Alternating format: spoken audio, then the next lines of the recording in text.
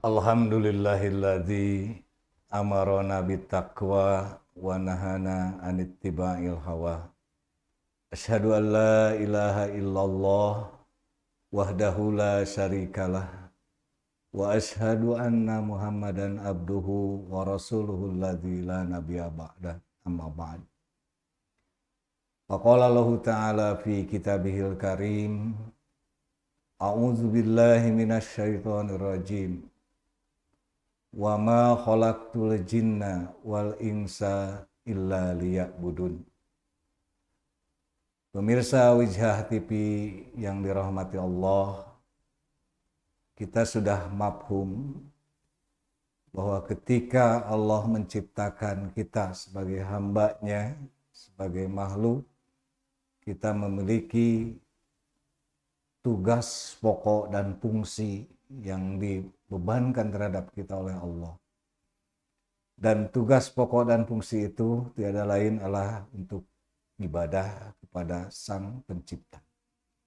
Seperti dalam ayat yang tadi saya baca, ketika Allah berfirman, "Wa ma khalaqtul jinna wal insa illa liya'budun." Tidaklah aku ciptakan jin dan manusia kecuali jin dan manusia itu harus beribadah kepada Rabb Sang Penciptanya.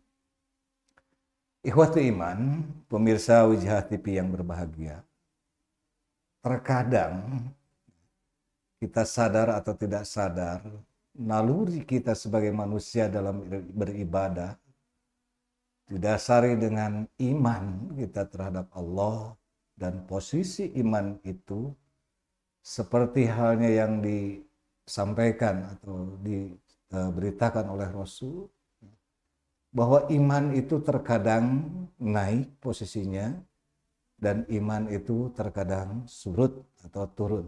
Nah, iman itu menurut Rasul yajidu wa yanqus. Nah, ikhwatu iman rahimakumullah, maka disinilah letak kecerdasan dalam sikap penghambaan diri kita kepada Allah harus dipahami, harus dibangun, dan harus dimiliki oleh setiap hamba. Karena ibadah itu bukan sebuah ritual atau pelaksanaan yang berdasarkan selera atau syahwat si pelakunya. Nah, ibadah itu harus berdasar kepada apa yang diridhoi oleh yang memerintahkan kita untuk beribadah.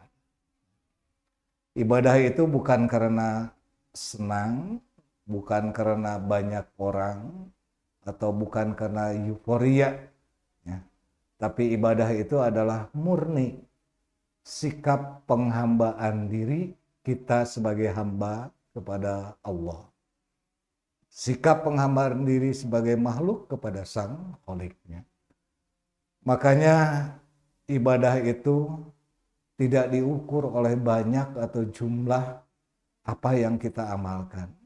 Tapi parameter dalam ibadah itu sejauh mana tepat melaksanakan amal atau perbuatan sesuai yang diperintahkan oleh Allah dan dicontohkan oleh Rasulullah. Oleh karena itu para ulama membuat definisi atau takrif dari ibadah itu sendiri. Kata sebagian ulama menyatakan bahwa ibadah itu adalah ismun jami'un likulli ma yuhibbullah. Bahwa ibadah itu adalah setiap atau sekumpulan nama, ya, yang dimana apabila dilakukan itu akan mendapatkan atau mendatangkan cinta Allah terhadap si pelaku ibadah itu.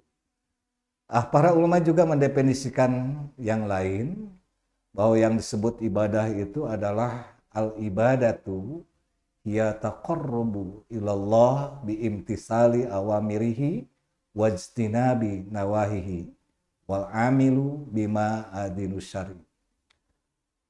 Jadi yang disebut dengan ibadah itu adalah jalan pendekatan diri kita terhadap Allah atau taqarrub kepada Allah dengan melaksanakan segala apa yang diperintahkan oleh Allah dan menjauhi dari apa yang dilarang oleh Allah.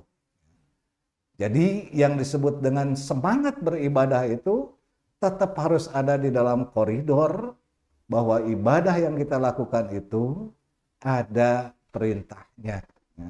Atau dengan bahasa santri itu ada dalilnya dalam beribadah itu.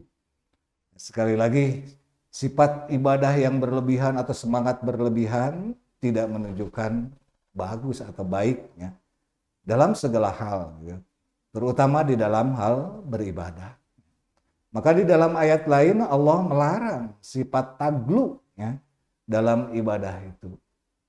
Ya ahlul kitab, la taglu fi dinikum.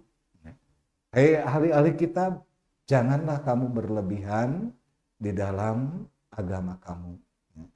Nah ini, maka sifat penghambaan diri untuk menggapai cinta Allah dan cinta Rasul itu bukan karena lahir dari inisiatif, bukan lahir dari kreativitas, tapi lahir dari ketaatan kita terhadap Allah dan Rasulnya. Ya, di dalam Al-Quran juga Allah sudah menyebutkan, ya, Kul in kuntum tuhibbunallah fattabi'uni. Katakan oleh kamu Muhammad kepada hamba-hamba, kata Allah, apabila kalian mencintai Allah, maka ikutilah atau contohlah, ya, sang teladan, sang uswah, ya, yang lebih tahu tentang Allah, ya, yang lebih paham tentang urusan agama, yaitu Rasulullah. Jadi ikhwatu iman, sekali lagi, dalam bulan Ramadan ini, di mana bulan Ramadan ini sering, ya, kita mendengar dari para asatid, ya, sering mendengar bahwa bulan Ramadan ini adalah bulan peningkatan ibadah. Ya. Tapi ya sekali lagi, bukan berarti meningkatkan ibadah itu berdasarkan hawa nafsu kita, ya. Bukan berdasarkan keinginan kita, atau bukan berdasarkan keumuman orang-orang, ya. Sehingga banyak perilaku-perilaku ibadah yang justru semakin menjauhkan seorang hamba dari seorang Rabb-nya, karena tidak diperintahkan oleh Allah, tidak dicontohkan oleh Rasul. Nah, para pemirsa Wijah TV yang berbahagia, termasuk, ya, yang namanya ibadur rahman itu Allah menyatakan di dalam Al-Quran, ya, seorang hamba, ya, hamba Allah yang maha rahman, hamba Allah yang maha rahim, salah satu contohnya itu tidak berlebihan dalam sebuah aktivitas amal. Dalam ayatnya dikatakan yang namanya ibadur rahman itu idza anfaqu lam yakturu wa lam yusrifu wa kana baina dzalika qawam.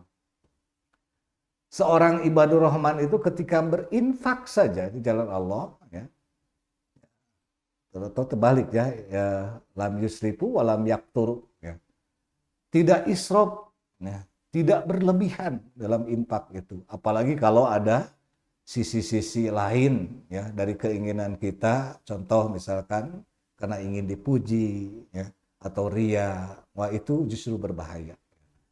Dan walam yakturu, tidak terlalu pelit. Tapi kata Allah, wa kana baina dzalika qawama. Melaksanakan ibadah itu tengah-tengah lah. Ya, kalau istilah bahasa Sunda nama siger tengah. Jadi tidak terlalu berlebihan, tidak juga terlalu pelit, atau tidak juga terlalu surut. Nah, ikhwatu iman, pemirsa Wijah TV yang berbahagia, semoga amal ibadah yang kita lakukan benar-benar berdasar, benar-benar dapat mendatangkan cinta Allah terhadap diri kita. Ya syaratnya yang sudah saya sampaikan tadi, bahwa ketika kita ingin dicintai Allah, maka ikutilah apa yang Rasulullah contohkan. Itu saja yang bisa saya sampaikan dalam kesempatan ini. Semoga ada manfaatnya bagi kita semua, dan semoga ibadah yang kita lakukan di bulan Ramadan ini mendapatkan ridho dari Allah Subhanahu wa taala. Aqulu qauli hada wastaghfirullah li wa lakum. Wassalamualaikum warahmatullahi wabarakatuh.